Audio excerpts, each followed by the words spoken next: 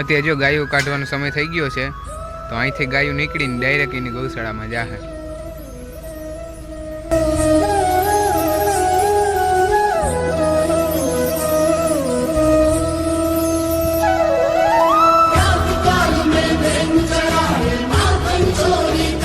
અંદર એની ગૌશાળા છે, ડાયરેક્ટ ભેજ વહી જાય.